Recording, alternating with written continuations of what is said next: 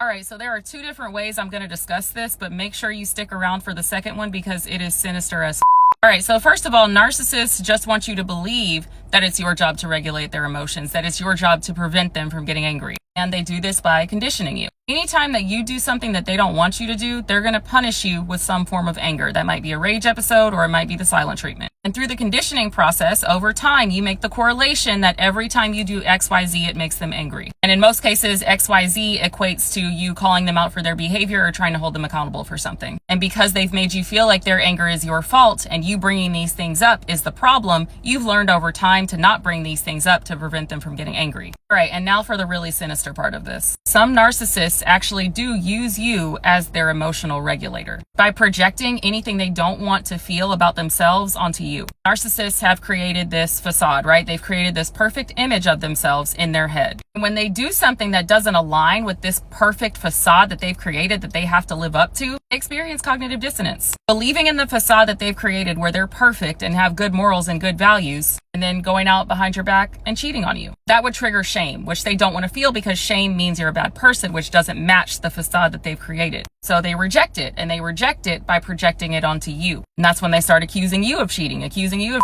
that you're not doing. That way, they don't have to feel it. They put it inside of you instead, so you feel it for them. And now they feel better because they used you to regulate their emotion. Another example, let's say you just called them out for something and they feel exposed and they get angry. They start having a rage episode. Their pupils dilate. They start looking out of control. They will use you as their emotional regulator in that moment by continuing to push you and push you and push you until you snap and you get angry and you start looking out of control just how they were looking. And now in front of them, they have physical evidence that you are the angry one. You're the one who's out of control. In their brain, they can relieve that cognitive dissonance that they're feeling and they can say, oh, look, like they are the angry one. They're the one that's out of control. If you notice in those rage episodes, when you finally snap, narcissists tend to get calmer because you regulated their emotion for them. They want you to carry the burden of all their for them so that they don't have to feel it. And this is really how victims just end up feeling completely out of control, because not only are you carrying your own emotions, but you're carrying theirs as well. And when you're carrying theirs, it can start to make you feel like you're them, which just supports this idea that they've been trying to gaslight you about the whole time, that you're the problem, and you start to believe it.